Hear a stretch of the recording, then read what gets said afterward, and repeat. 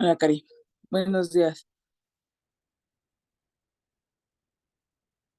Este, dando comienzo a la junta, le damos bienvenida a la psicóloga Karina Ramírez y como se ha dado a lo largo de toda la semana de unidad, te agradecemos el espacio, te agradecemos tu compartimiento en este 15º aniversario.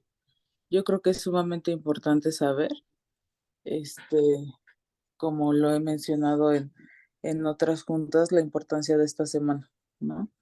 El conjunto de esfuerzo, el conjunto de todo lo que significa esta semana a lo largo de todo lo que significa estos 15 años. Te agradezco tu tiempo, te agradezco tu espacio, perdón por, por la demora, ¿no? Este, pero muchas gracias por acompañarnos, por formar parte de esta fundación, por formar parte de esta familia. Entonces vamos a dar comienzo con tu participación. Y como siempre les he dicho, ¿no? Vamos a abrir nuestra mente, vamos a mantenernos receptivos. Y pues adelante, Karina. Muchas gracias. Hola, Celeste, hola a todos, buenos días. Pues gracias nuevamente por la invitación, por la confianza, por el espacio. Agradezco mucho que nos tomen en cuenta para esta celebración que sabemos que para la fundación y para nosotros también es muy importante, así como es importante pues compartir con ustedes un poco eh, de información que les sea útil para comprender lo que significa todo el proceso en conjunto. Por eso hoy quisimos abordar este tema que es el sistema familiar adicto, comprendiendo que, bueno, no nada más en la recuperación está en juego la persona que consume sustancias, sino también qué pasa con la familia, ¿no? Desde la perspectiva de la recuperación. Entonces, quiero iniciar, como siempre, con la declaración de conflicto de intereses, en donde, bueno, ustedes saben que colaboramos con la fundación, nos consideramos colaboradores siempre eh, importantes en el sentido de que nos mantenemos al pie del cañón, pero bueno, no tenemos ningún convenio, ningún interés ni con marcas, ni con ningún hospital, ni con ninguna institución en general. Todo lo que brindamos, todo lo que hacemos en la fundación es con todo el compromiso ético, el compromiso profesional y con el compromiso de la propia institución y, por supuesto, en pro de que los pacientes, los usuarios estén cada vez mejor atendidos y con mejor información a su disposición, así como las familias en este caso. Bien, para poder entender un sistema familiar, lo que es la familia de una persona que consume sustancias, un sistema familiar adicto, como lo dice el título, quiero empezar por una breve introducción en donde entendamos que los seres humanos somos seres sociables por naturaleza. No podemos subsistir como muchas otras especies dentro de la naturaleza como individuos por sí mismos.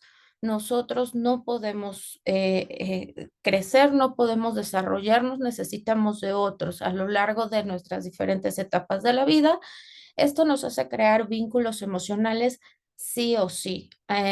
No somos personas que podamos, por muy reacias que seamos, por mucho que consideramos que somos ermitaños y que somos muy duros y que somos muy fuertes y que solos podemos, la realidad es que no, siempre generamos vínculos.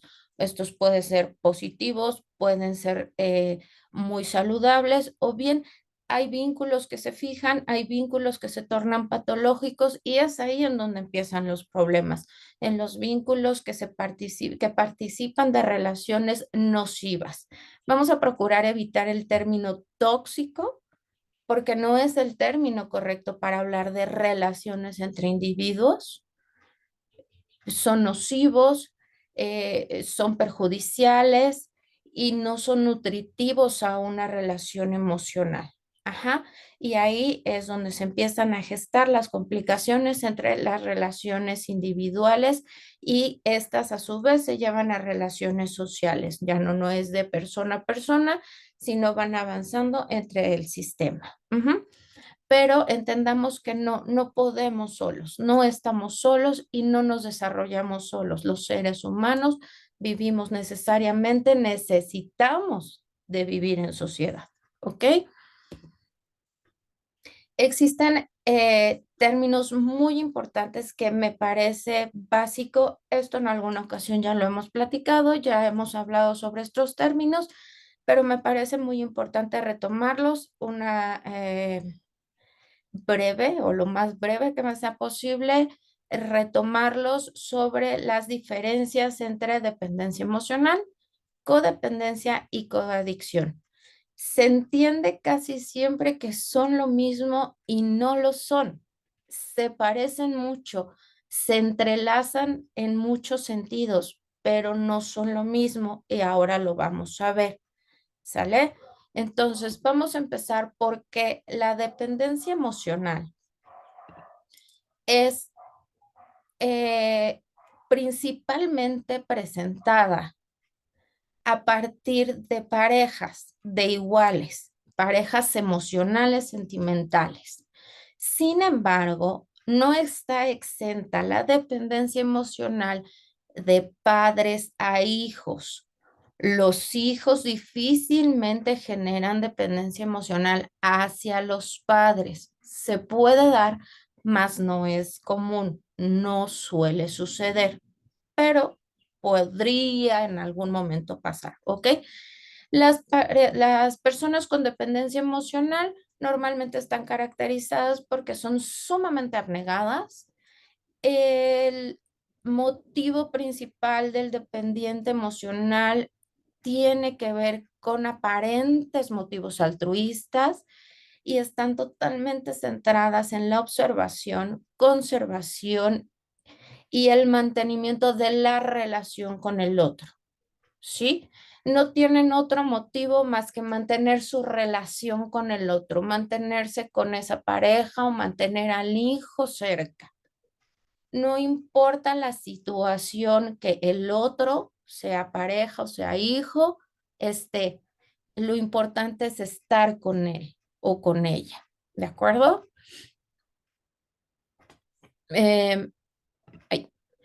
Muestran las personas con dependencia emocional en sus características personales, muestran una constante depresión reactiva, síntomas obsesivos, síndromes desadaptativos, con el fin de captar la atención del otro. Es decir, como su funcionamiento es con el objetivo de llamar la atención de la otra persona, pareja o hijo, siempre están manipulando, pretendiendo o fingiendo situaciones y síntomas que hagan que el otro se acerque, que el otro no se aleje, que el otro no los deje. En el caso del dependiente emocional, es quien padece algo para que no se vaya la persona. Ujú. Están totalmente para ser aceptados por el otro. Entran en una desesperación si son desaprobados por el otro. Dedican toda su atención y su cuidado porque el otro los apruebe, porque el otro siempre les dé el visto bueno de lo que hacen, de lo que no hacen, de lo que dicen, de lo que no dicen. O sea, todo su mundo se volca en que el otro esté contento. Esto los expone evidentemente a muchos tipos de violencias. ¿Por qué? Porque el otro puede no estar satisfecho en esa relación, pero no se puede ir porque el dependiente los obliga de alguna manera a quedarse por chantaje, por manipulación. Entonces terminan en una relación en donde no necesariamente los dos están convencidos de estar en esa relación, ¿de acuerdo? El dependiente emocional siempre se experimenta a sí mismo con una sensación crónica de vacío, y esta puede venir desde un abandono temprano o una falta significativa, sea real o imaginaria.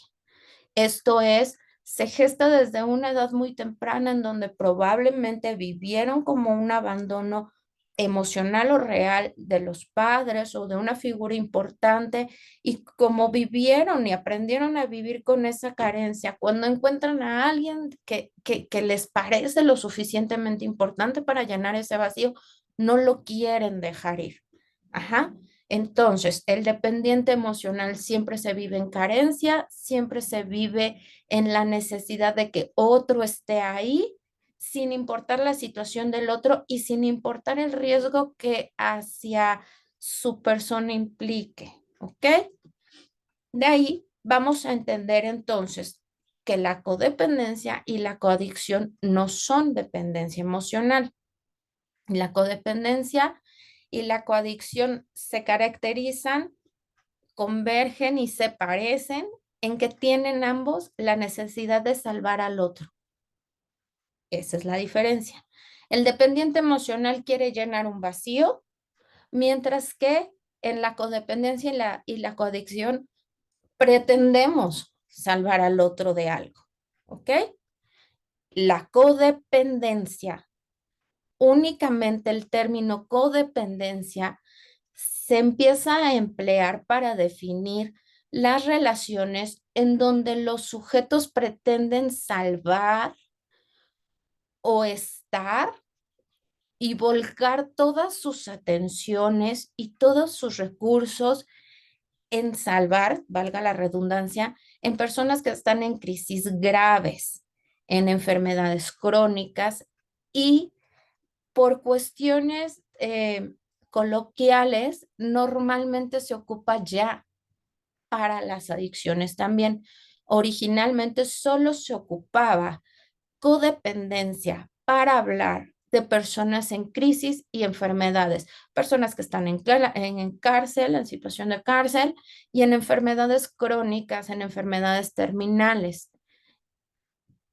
Para la coadicción es en donde se usa y se empieza a emplear el término coadicción para fines prácticos de literatura y de lenguaje coloquial, de lenguaje ordinario.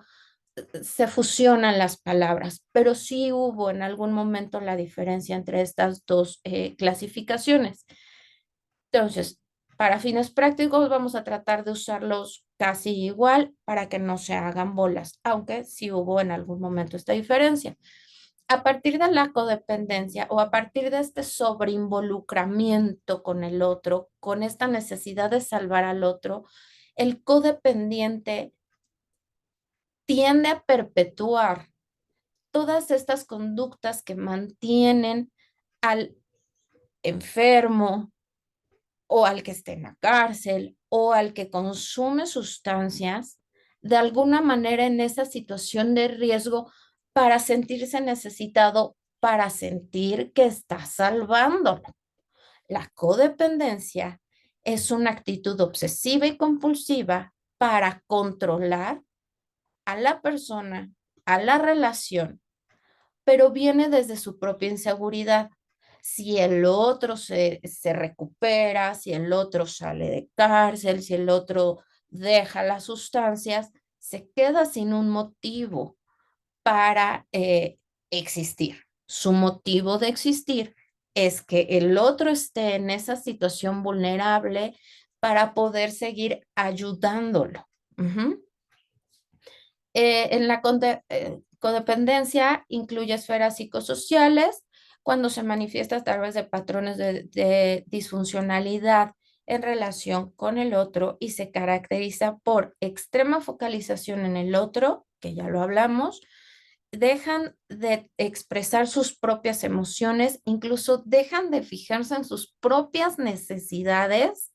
El codependiente puede dejar de comer, puede dejar de dormir, puede arriesgar su propia seguridad con el fin de ver las necesidades que tiene el otro, con las necesidades que tenga que cubrir del otro, si tiene que ir por él a las 3 de la mañana, a donde sea que esté, si tiene que correr al hospital, si tiene que llevar a la confín del mundo, porque ahí es donde está internado en el cerezo más lejano del mundo, un rollo de papel. Bueno, pues un rollo de papel va a llevar a las 3 de la mañana al confín del mundo, ¿ok?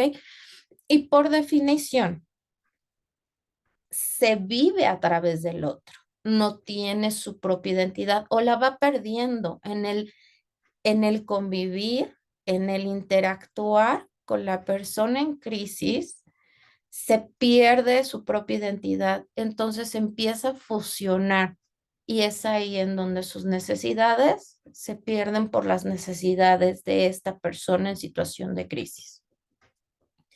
Entonces, entendemos que en la codependencia se hiperreacciona hacia lo externo, hacia lo que su codependiente necesita, hacia lo que el otro quiere y se hiporeacciona o simplemente se nulifica hacia lo que el propio ser quiere, emocionalmente, físicamente, psíquicamente. ¿Ok? La coadicción, como les decía hace un momento, se refiere muy específicamente o se emplea, se crea este término específicamente cuando interviene el consumo de sustancias. El funcionamiento del coadicto y del codependiente en términos generales es el mismo.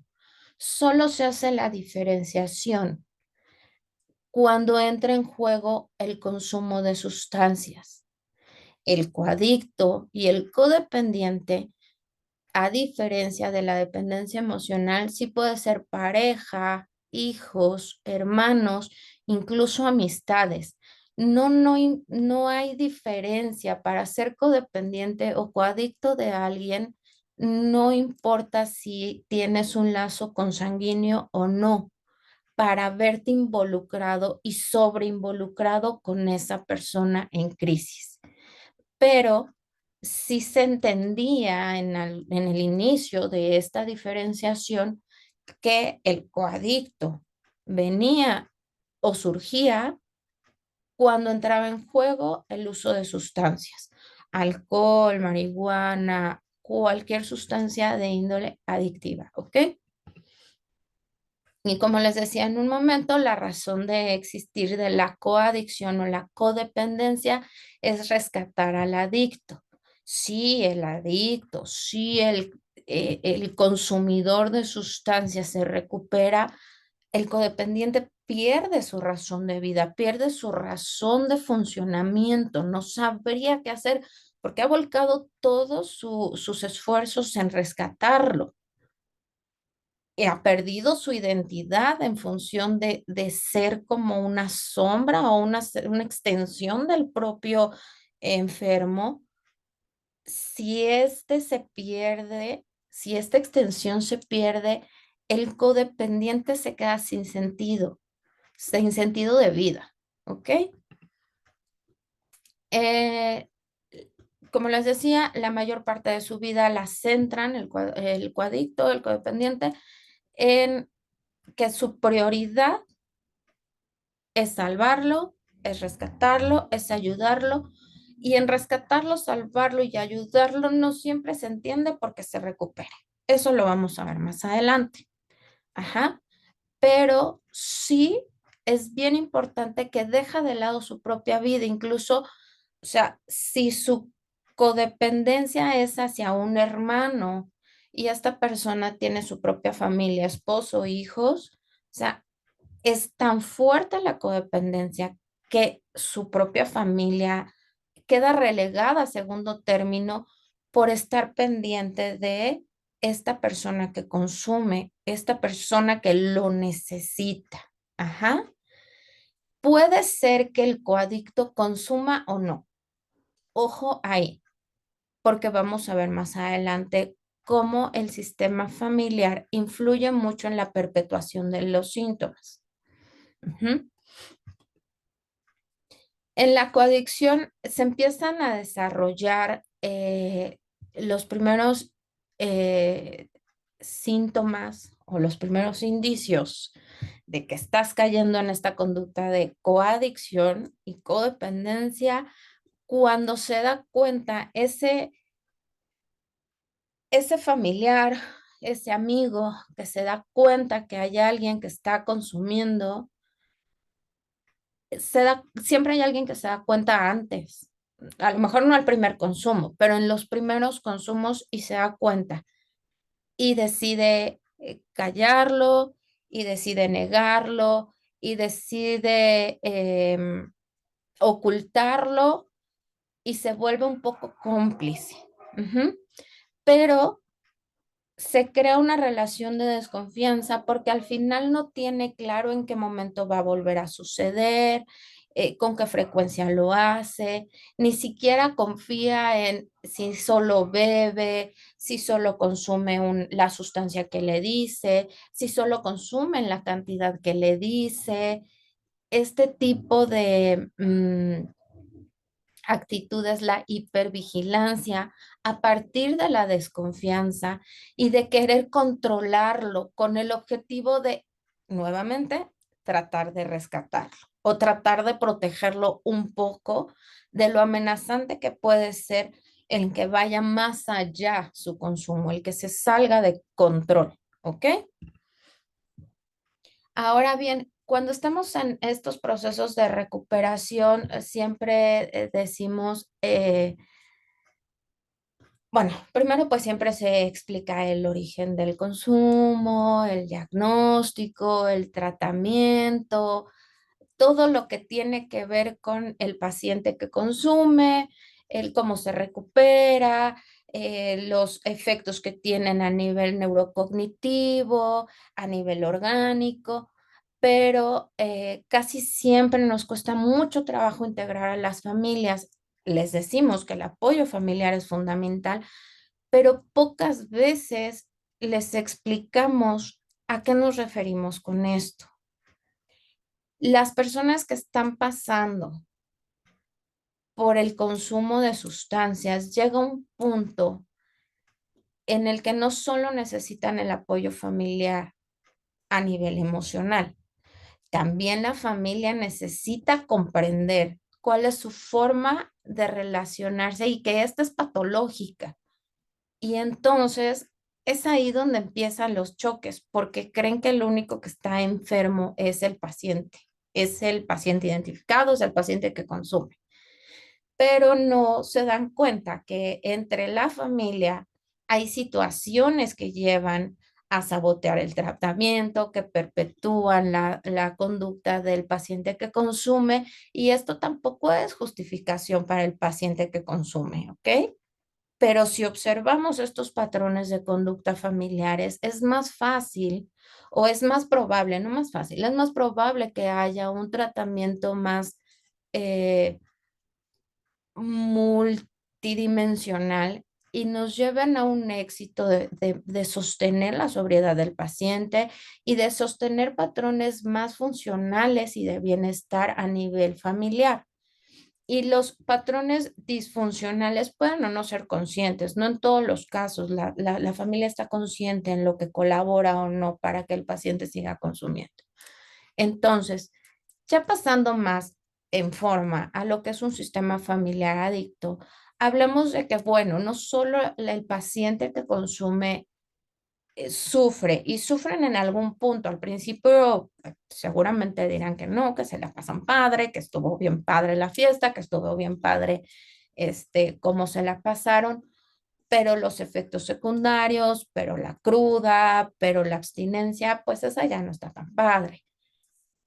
Sin embargo, también está la parte en donde la familia y el entorno mismo sufren un desbalance emocional, sufren un desbalance económico y sufren un desbalance a nivel sistema. Como familia, se encuentran en una situación ambivalente donde no saben qué hacer. Entonces, es ahí donde decimos, la familia se vuelve clave para la recuperación, en donde toman decisiones y de las decisiones que toman también marcará parte del proceso de la recuperación de este paciente. Hay que entender que la familia no es responsable de que el paciente consuma. Ajá. No es responsable, pero sí hay muchas veces en las que por evitar discusiones, situaciones violentas, en donde pues de que se vaya a la calle, a que beba aquí o a que consuma aquí, aquí, mira, aquí yo veo cuánto fuma y es poquito, y estas situaciones son facilitadoras, permiten que la constancia, permiten que se dé y se perpetúe la conducta de consumo. Ajá. Entonces, no es culpa de la familia, no es responsabilidad de la familia, pero tampoco están ayudando a poner un límite. Y esto, repito, puede o no ser consciente. Entonces, como equipo terapéutico, nos toca también un poco ayudar a la familia a entender que esto no es lo que se necesita.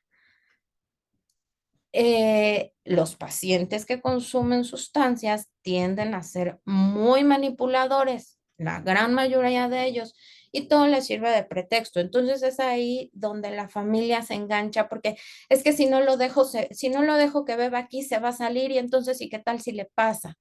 ¿No? O se va a salir al punto y ahí hay gente bien fea y hay gente bien mala y después de todos modos tengo que ir por él y vaya, ¿no? O se va y con el novio y entonces tengo que ir por ella porque se viven situaciones de violencia y entonces sale peor y entonces mejor que lo haga acá. Todas estas situaciones son situaciones que permiten y facilitan el consumo y pueden verse desde o pueden estarse gestando desde la manipulación del consumidor. No necesariamente es eh, algo que realmente estén haciendo impulsivamente, sino lo están gestando. Ujú. Muchas de las veces la familia y el desgaste que supone el enfrentar una situación de consumo por parte de un miembro de la familia lleva consecuencias emocionales importantes para el resto de los miembros de la familia, que son problemas de ansiedad, miedos, tristeza, depresión, limitaciones económicas, muchos tipos de violencia. Y esto es muy importante. Pretenden evitar situaciones de violencia, situaciones de desesperanza porque el paciente se vaya a consumir fuera de casa, pero todo eso lo traen dentro del sistema familiar y entonces adentro de la casa se viven todos esos mismos problemas que no quieren que el paciente adicto viva fuera de la casa, pero lo viven dentro. Y entonces adentro se ponen violentos, y adentro de la casa se tiene miedo, y adentro de la casa, sobre todo el paciente que es codependiente, no todos los del familiar, perdón, que es codependiente, no toda la familia es codependiente. Siempre hay uno que es codependiente, siempre hay uno que se focaliza en el cuidado y en la hipervigilancia del paciente con trastorno por consumo de sustancias, mientras que los otros giran en torno a la situación. Entonces, todos los demás viven con ansiedad, viven con miedo. El que tiene codependencia está focalizado en salvaguardar al que consume. El que consume está centrado en su consumo. Y todo esto genera un ambiente a nivel familiar de mucha ansiedad, de mucho miedo y de violencia. ¿Por qué? Porque todo el mundo está hipervigilante, todo el mundo está ansioso y todo el mundo tiene miedo. Por aspectos históricos, sociales, culturales y económicos, normalmente las adicciones y generalmente no solo en un primer momento, sino a lo largo de todo el proceso de recuperación, se mantiene oculto. Aún hoy con todas las campañas, con toda la información, con todos los intentos que se hacen por entender que no se tiene que estigmatizar el consumo de sustancias, que es una enfermedad, que es un trastorno, que causa efectos a nivel neurocognitivo, a nivel biológico. Todo esto todavía sigue siendo algo sumamente estigmatizado. Por lo tanto, la familia lo primero que hace es replegarse, lo ocultan, lo guardan y se vuelve un proceso muy solitario familiar. Si la familia es chiquita, pues está peor. Si son familias muy grandes, pues habrá muchos con quienes hablar, pero si las familias son muy chiquitas, son mamá, papá y el hijo, y alguno de esos tres miembros es el que consume, el otro es el codependiente y el otro es el satélite que está alrededor de esos dos, se vuelve una situación muy solitaria. Para cuando piden ayuda, normalmente la situación ya está desbordada, la situación ya les excedió en muchos sentidos.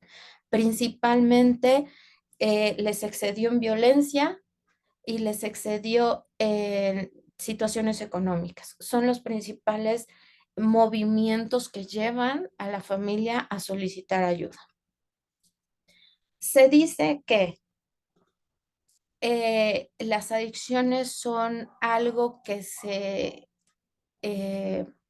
que se hereda, no, que se hace de manera transgeneracional. Se va pasando de generación en generación, principalmente hablando del alcohol, porque se naturaliza, se acepta y se normaliza el consumo social, sobre todo el alcohol y el cigarro, y entonces se vuelve algo que permite las relaciones interpersonales entre los miembros de la familia. Y el problema es que a partir del alcohol, que es una sustancia altamente adictiva, permitida y legal, como ya lo platicó en su momento el doctor Aranda y seguramente lo han estado platicando a lo largo de esta semana, o sea, a partir del alcohol se puede ir a otras sustancias mucho más agresivas y mucho más adictivas. O sea, la puerta de entrada podría ser el alcohol. Hoy en día, inclusive se ve el alcohol, puede no consumirse el alcohol y con la facilidad que hay de acceso a otras sustancias, se van directo a otro tipo de sustancias. Pero esto tiene que ver con esta normalización de consumir algo generacionalmente. Al final, socialmente, sobre todo en países como México, en los países latinoamericanos, donde para celebrar, para bien o para mal, porque estamos contentos, porque estamos tristes, porque ganamos, porque perdimos, porque estamos de duelo o porque estamos celebrando, consumimos algo, es muy fácil normalizar el hecho de que se consuma, insisto, normalmente alcohol, pero se ha ido degenerando en que se consuma algo en general. Ujú. La cosa es que, paradójicamente, mientras socialmente se acepta el consumo de ciertas sustancias, eh, en el contexto social se fomenta y se naturaliza, al interior de la familia se estigmatiza cuando o se escandaliza cuando un miembro más pequeño lo empieza a hacer. Pero depende de la edad, porque a los niños pequeños les dan la probada de alcohol, mejor que empiece a beber aquí, les enseñamos, que no aprende en la calle, que aprende en la casa, pero cuando ya aprendió y ya se va de fiesta y llega alcoholizado o drogado, entonces ya se vuelve un escándalo. Esta es la paradoja entre la permisidad y el ocultamiento. No, no, este ya se está poniendo muy mal cuando sale, entonces nos volvemos a cerrar como círculo familiar y vemos qué hacemos, ¿no? Pero al interior, pero en chiquito, pero en petit comité. Comúnmente se niega la participación como familia. La familia no ve más allá de él es el que consume, él es el que tiene un problema, él es el que es un adicto, ella es la que decidió fumar marihuana. En esta casa no se consume marihuana, o sea, se consume alcohol a barriles enteros de cerveza, a botellas enteras en cada fiesta, pero no se consume marihuana, mucho menos cristal, fentanilo y etcétera, ¿no? Entonces se responsabiliza a quien consume aquello que está fuera de lo socialmente, de lo familiarmente permitido o normalizado. Y entonces la familia se niega y es ahí donde tenemos que trabajar en la conciencia de los patrones que tiene la familia para normalizar ciertas actitudes y actividades, patrones de relacionarse para hablar de eh, lo que propicia y perpetúa situaciones de consumo. Ajá, entonces el que está mal es al que nos está causando problemas. Todos los demás no importa que nos ahoguemos de alcohol, pero la que está mal es la que decidió consumir cristal, la que decidió consumir marihuana, ¿sí? El que decidió consumir, además de alcohol, eh, lo que sea, ¿sí? En la estructura familiar es muy importante entender los roles que juega cada miembro de la familia, como les decía hace un momento. Siempre hay el que consume y el que es el codependiente. Esa relación es simbiótica, no existe el uno sin el otro. Entonces siempre el codependiente va a ver la manera de decir, bueno, sí, pero miren, vamos a hablar con él, vamos a darle otra oportunidad, vamos a decirle que ya no lo haga, vamos a decirle que nos promete, que nos jure y que nos diga que no lo va a volver a hacer. Mientras todos los demás están en una situación muy inestable porque no saben cómo va a llegar la siguiente vez que beba, la siguiente vez que consuma, porque a veces puede llegar muy contento, porque a veces puede llegar muy agresivo, porque a veces puede estar muy deprimido, porque a veces sencillamente no sale del cuarto. Entonces, todo eso genera una inestabilidad.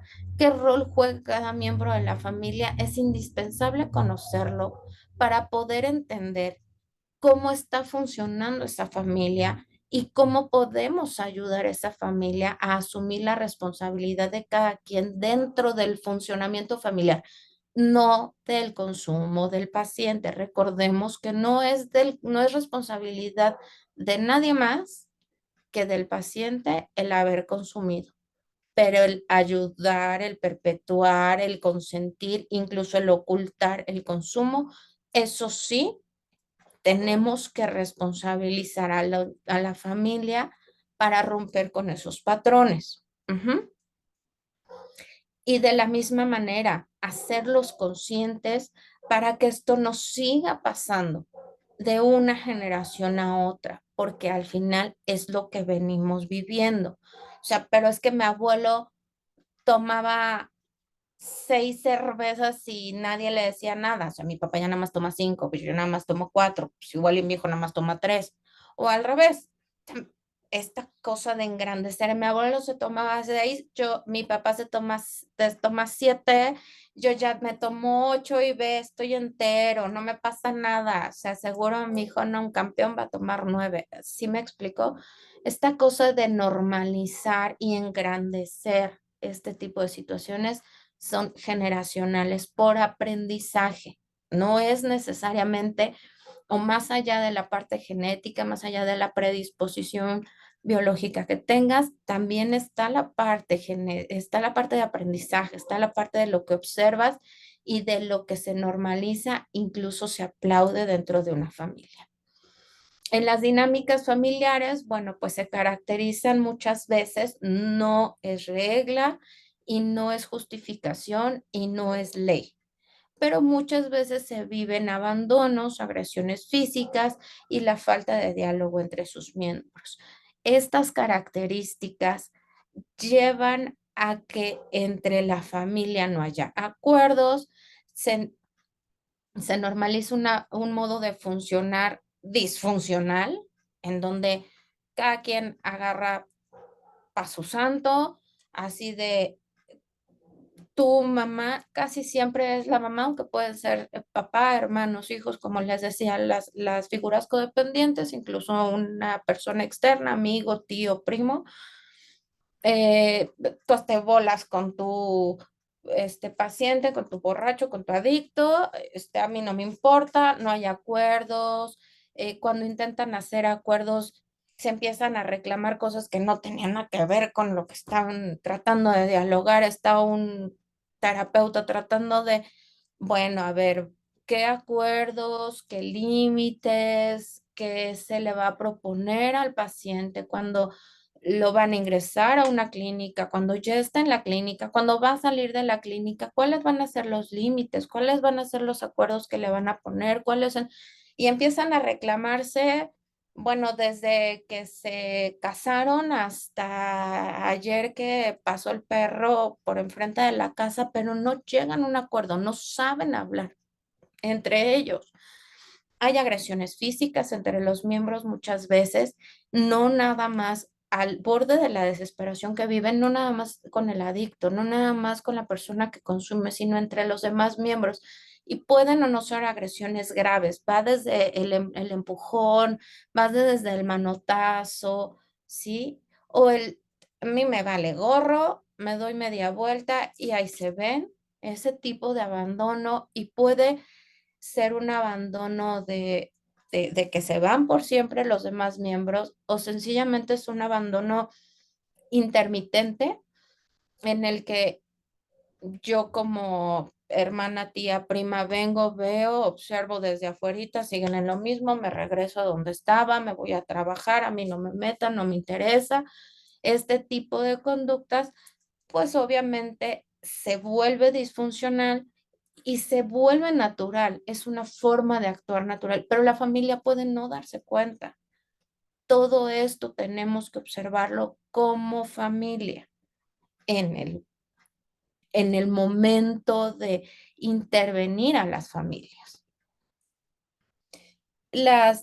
Como les decía, la adicción, bueno, pues es aprendida, naturalizada dentro de los círculos familiares, eh, tanto para quienes consumen como para quienes no.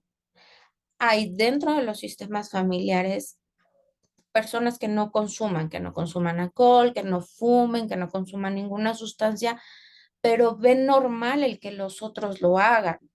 Entonces tampoco le brinca tanto a veces el que el hermano, la hermana, el primo, porque todos los demás lo hacen. Es hasta que llegan a límites muy que ya sobrepasan a la familia, que ya no sostienen esa situación, que les empieza a llamar la atención, que ya les genera problemas, que les genera problemas con los vecinos, que genera problemas con autoridades, que genera problemas graves, en donde empiezan a sentir que ya no es normal. Ujú. El patrón de comportamiento, como le decía, es transgeneracional. Esto imposibilita ver el daño. Si se normaliza de una generación a otra, si se glorifica, si se les aplaude de una generación a otra que vayan superando los récords de que tanto beben, de que tanto consumen, pues evidentemente no se observa el daño a la postre de todas estas situaciones y el entorno en donde se promueve el consumo genera un ocultamiento y una observación distorsionada de la realidad, ¿no?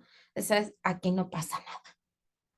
aquí todo es normal, o sea, todas las familias consumen, en todas las familias hay el tío borracho que se queda dormido en la fiesta, en todas las familias está la tía borracha que canta despechada en las bodas, en todas las familias. Entonces, esto es distorsionar la realidad. En todos lados pasa, aunque no pase. Cualquiera puede un día tener una mala fiesta, ¿no? ¿No? O sea, pues, ¿qué tiene? Este tipo de cosas es normalizar y distorsionar la realidad. Este, eh, las familias normalmente se consideran disfuncionales. ¿Por qué? Porque no son capaces de brindar o recibir experiencias externas. Es muy difícil trabajar con la familia. Reitero, por ejemplo, en la fundación, llevan al paciente, pretenden que el paciente se alivie, se cure, se trate. A veces cuesta mucho trabajo que entiendan los procesos psicológicos, psiquiátricos, de consejería, pero y encima de todo decirle, oye, pero tu familia o ustedes familia también tienen que entrarle, también tienen que entender que traen un patrón en donde el papá, el tío, el primo también consumen y entonces no quiere decir que dejen de consumir, no quiere decir que dejen de tomar, no quiere decir, pero no lo propicien, no se lo faciliten, no se lo antojen inclusive, ¿no? No, no, no, pero es que nosotros sí lo controlamos, nosotros sí lo entendemos, nosotros sí sabemos. El problema es él, lo que les decía hace un momento. El problema se focaliza en el paciente que tienen identificado. No son capaces de observar hacia adentro esos patrones o esas conductas, esas formas de funcionar que como familia los lleva a ocultar o perpetuar la situación de consumo de ese paciente identificado. Por tanto, el codependiente sigue protegiendo al paciente identificado sin observar a todos los satélites que tiene alrededor, que pueden también ser factores importantes de perpetuación.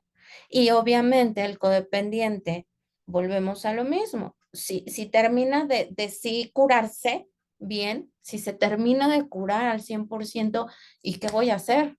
O sea, o cambio de foco y entonces agarro a otro paciente, agarro a otro paciente identificado, agarro a otro adicto o me desestructuro y también desestructuro a la familia. Entonces, si no soy consciente que soy un codependiente y que tengo que empezar a poner mis propios límites, tengo que empezar a recuperar mi identidad, empezar a recuperar mi estructura familiar, mi estructura personal, difícilmente puedo sostener una recuperación familiar, una recuperación sistémica, ¿ok? Entonces, bueno, no son capaces de negociación, no son capaces de habilidades sociales, no son capaces de admitir sugerencias externas, no importa si son de profesionales, si son de amigos, si son de alguien que les quiere compartir su experiencia que ya pasó por lo mismo, sencillamente están en la negación total. Los elementos desestabilizadores que sostienen a estos sistemas familiares adictos, pues son la inexistente unión familiar, no son capaces de tomar decisiones en conjunto, tienen una comunicación muy deficiente, no hay manera de que puedan, de entrada no focalizan, o sea, un tema, van brincando de un tema a otro. Normalmente el tema del que se está hablando, curiosamente, nunca es el paciente en recuperación o el paciente adicto, siempre son muchos temas y el adicto queda por allá volando. La comunicación es distorsionada y con matices agresivos, siempre se echan culpas, siempre se rebotan la pelota, siempre buscan el culpable, pero no hay manera en que lleguen a soluciones o acuerdos. Les decía, pocas veces buscan ayuda. Cuando buscan la ayuda es porque ya están muy rebasados, ya están muy dañados y pierden la afectividad. Esto es sumamente importante. Su parte emocional, su conexión entre los miembros afectiva se va perdiendo, se va diluyendo en el problema. El problema se vuelve cada vez tan grande, las agresiones se vuelven, pueden empezar siendo muy pequeñas, pueden ser nada más de, ay, eres un tonto, a escalar tanto que la parte emotiva sana se va diluyendo en eso. Conforme la agresión va escalando, la parte emotiva sana va disminuyendo. No hay, evidentemente, límites ni responsabilidades, no solo hacia el paciente con adicción, no solo con el codependiente, sino en términos generales de la familia. Nadie tiene claro qué hace en ese sistema, cuál es su rol. A veces los hijos parecen papás, a veces los papás parecen hijos, a veces todos parecen hijos y nadie tiene la cabeza o el mando de esa familia. A veces todos quieren mandar, no hay responsabilidades, no hay una definición clara de roles y de quién va a asumir la responsabilidad de qué, que sí es mi responsabilidad y que no es mi responsabilidad. Y los comportamientos suelen ser rígidos. Esto se refiere a lo que les comentaba hace un momento. Se cierran de tal manera que tampoco les entra la información del exterior. Son incapaces de adaptarse, que de, a ver, ven, siéntate, mira, escucha una plática, igual y algo te funciona, igual algo te queda, algo te puede hacer pues clic por ahí, te puede hacer resonancia, no, no, sencillamente están cerrados y viven esto como es nuestro problema, déjenos nadie, que nadie se entere y quien se enteró, no te metas. Ujú. Los estilos de afrontamiento, pues evidentemente no son adecuados. Ellos, a lo que llaman ayudas y asesoramientos, normalmente se terminan volviendo en situaciones codependientes. Cuando logran pedir ayuda,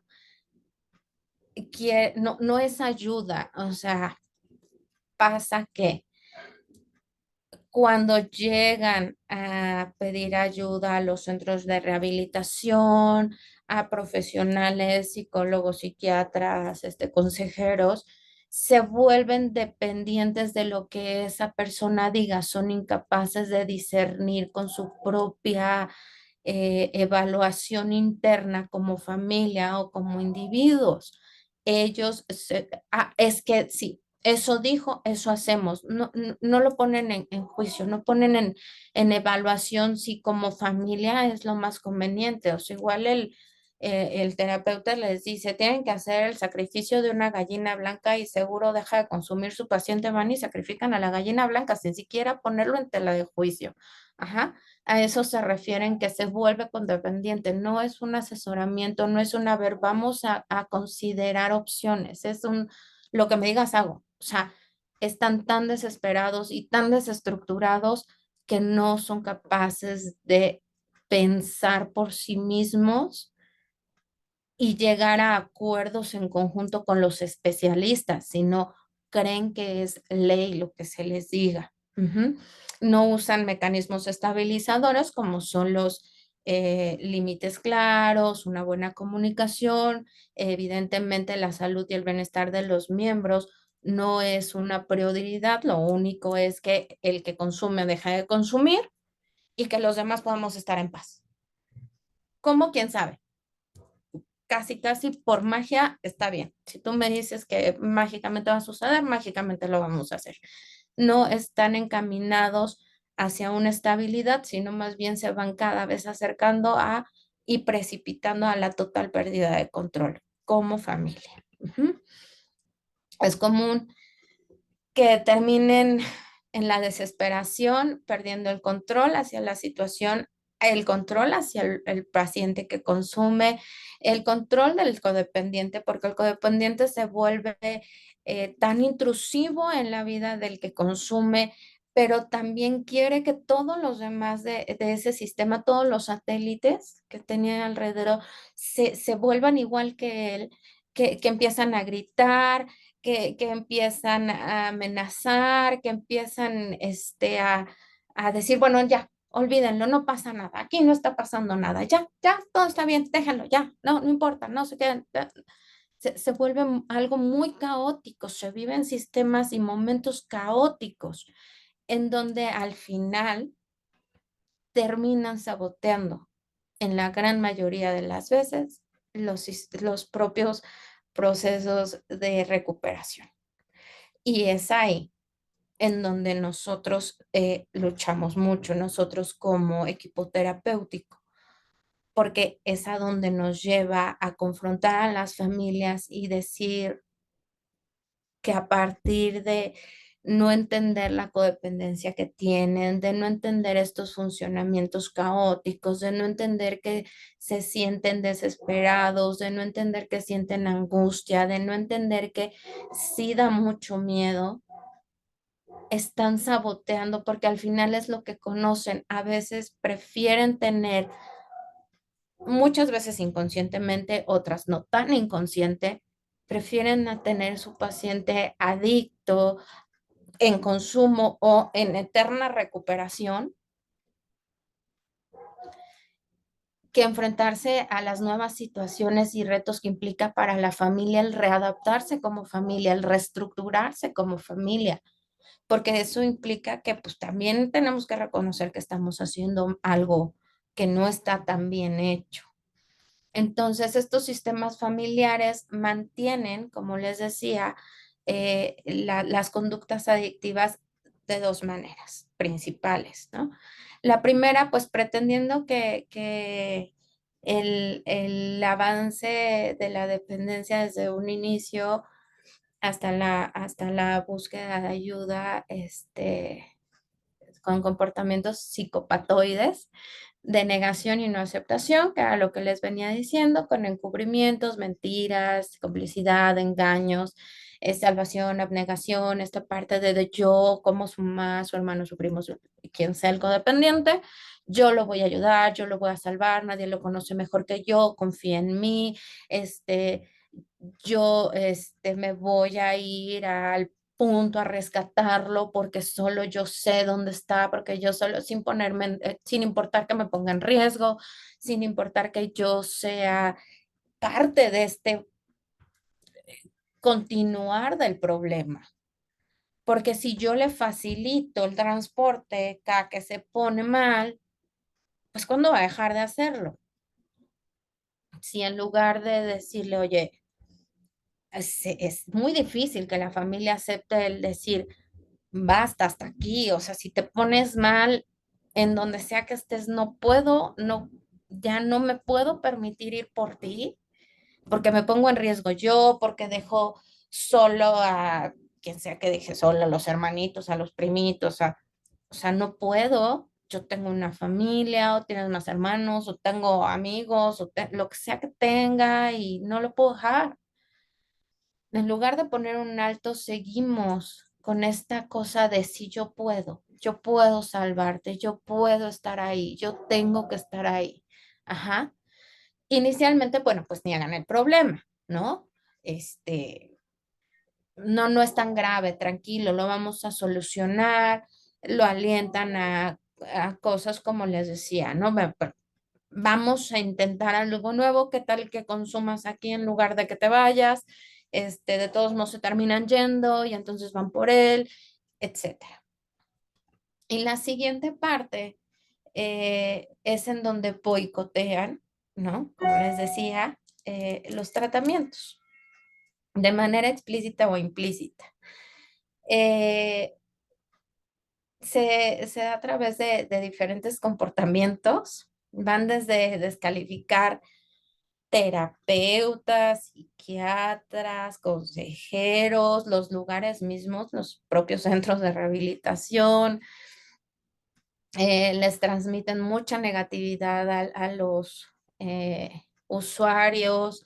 Se avientan en los comentarios típicos de no, bueno, o sea, no vas a ser adicto a la marihuana, pero vas a ser adicto al medicamento. No, porque no es lo mismo. Y no importa cuántas veces se los explique, el padrino, la madrina, el psiquiatra, la psicóloga, el psicólogo, el director del centro, quien se los explique, cómo se los explique, son formas de sabotear los tratamientos, son formas de negarte a que finalmente el paciente se recupere, porque pues hay daños reales, hay daños que están ahí, que tienen que ser, pues en el mejor de los casos, recuperados, y si no, por lo menos procurar detenerlos. Crea necesidades reales o no para que el paciente abandone el tratamiento. Esta cosa de, ¿sabes qué? Pues, te íbamos a dejar 6 meses en tratamiento porque fue la recomendación del equipo terapéutico, pero fíjate que se murió el perro del vecino y necesitamos que vengas al funeral, y entonces lo sacan de tratamiento. O ya afuera sí vas a seguir con tratamiento con tu psicólogo, con tu psiquiatra, pero en 3 patadas sabes que te tienes que ir a trabajar y ya no nos alcanza el dinero y ya no esto, ya no, y abandonan todo. Medicamento, terapia, grupo, todo abandonan. Y la sustancia y el paciente con una adicción, pues poquito necesita para recaer, poquito necesita para decir, sí, sí es cierto, yo puedo solo. Y en 3 patadas, bueno, pues vuelven a consumir, ¿no? Y siempre actúan como si el adicto fuera a recaer, y efectivamente recaen. ¿Por qué? Porque están sobre él, sobre él, sobre él, sobre él, sobre él. Hay pacientes que de veras lo han hecho muchas veces, y entonces el codependiente se vuelve hiperreactivo, hipervigilante, y están encima de él porque ya son muchas veces que lo ha hecho. Pero tampoco pueden estar todo el tiempo encima de los pacientes o encima del que consume, porque no le dejan al final la responsabilidad de entender y de lidiar con su propio padecimiento, porque eso ya se vuelve la responsabilidad de quien consume, ya no es la responsabilidad. Por eso, si la familia entiende que no es su responsabilidad el que consuma, ni el que deje de consumir, va a ser un ciclo constante de yo te cuido para que no consumas, yo consumo para que tengas para de qué cuidarme. Bueno, pero como ya consumiste, ahora te cuido más, pues ahora consumo más para que me tengas de qué cuidarme. Y entonces así se van hasta que vuelven al ciclo que los llevó a pedir ayuda, que ya fue a límites extremos, como habíamos dicho. Y las conductas persecutorias, ¿qué es esto? ¿No? Todo el tiempo estarles, y te abro la mochila, y veo a qué hueles, y te ando vigilando, y hasta dejo de trabajar para irte a ver si estás o no estás en donde dices que estás. Todas estas conductas al final siempre van a llevar a que digan, no, es que no tengo la capacidad de gestionarme, no tengo la capacidad de ser responsable de mí mismo. Siempre voy a necesitar que mi codependiente, sea mi papá, mi mamá, mi primo, quien sea, esté atrás de mí cuidándome. Y eso, a su vez, me hace querer consumir. Sí, la sustancia, sí, mi cerebro, pero también que estén atrás de mí. Bueno, pues ahora les voy a dar un motivo. ¿Cuesta mucho trabajo desprenderte de esta idea como familia? Sí. Cuesta mucho trabajo entender que la recuperación familiar no es con el objetivo de que la familia deje de consumir, de que el familiar deje de consumir. Sí. Sí, sí cuesta mucho trabajo. Sí cuesta mucho trabajo como familia asumir que es su responsabilidad, que si después de que le diste las herramientas, de que lo llevaste a recuperación, de que le diste tratamiento psiquiátrico, de que le diste tratamiento psicológico, de que le diste acompañamiento con consejería en adicciones, todavía va a salir y va a volver a consumir, y duele mucho que lo haga. Sí, sí, sí, sí duele. Pero al final, todo este camino lleva como fin que intente la familia decir, ya es tu responsabilidad. Yo ya me curé de ti, ya tengo mi propia identidad, yo ya no necesito. Mi identidad ya no depende de que tú estés enfermo, yo ya tengo mi propia vida, yo ya tengo mis propias prioridades, yo como familia, nosotros como familia, sabemos lo que tenemos que hacer. Si tú vuelves a consumir, tus límites son estos, tus consecuencias son estas, y estamos dispuestos a esto, y te lo vamos o no a cumplir para que tú sepas a qué te atienes. finalmente el sistema, si se cura, no es abandonar al paciente con trastorno por consumo de sustancias, pero es ponerle límites para que el resto del sistema no vaya en picada con él. En general, eso sería entender cómo funciona un sistema adicto, cómo gira en todo en torno a él y cómo tenemos que buscar las estrategias y las herramientas de romper con esa codependencia para que el consumidor, el usuario, tome la propia responsabilidad de su padecimiento. Y bueno, pues eso sería todo y ya casi se nos acabó el tiempo. No sé si tengan preguntas por ahí.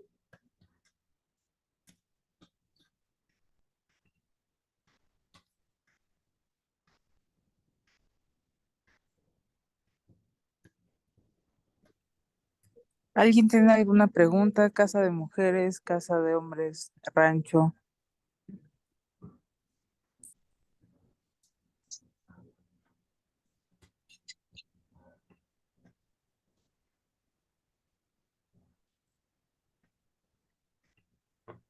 En el rancho hay una. Buenos días, tardes. Mi nombre es Israel.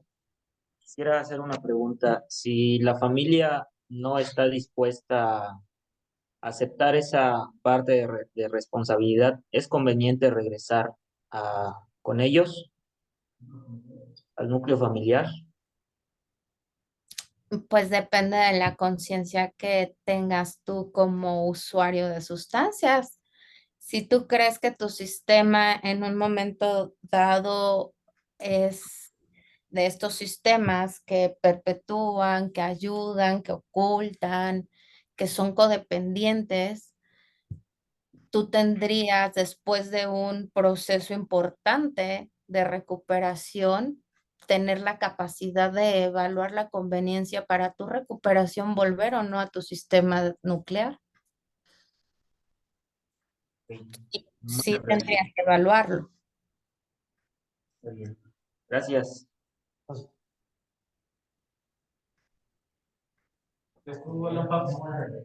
Hola, buenos días. Mi nombre es Alan y me gustaría preguntar acerca de cómo sería una forma asertiva de comunicarle a algún familiar esta situación de codependencia y cómo podría ser benéfico para ambas causas. La forma más asertiva de comunicárselo no es que lo haga el usuario, porque difícilmente puede romperse. Como les decía, es una relación simbiótica. El codependiente difícilmente va a asumir que es codependiente del usuario. Entonces, quien tendría que intervenir o quienes tendríamos que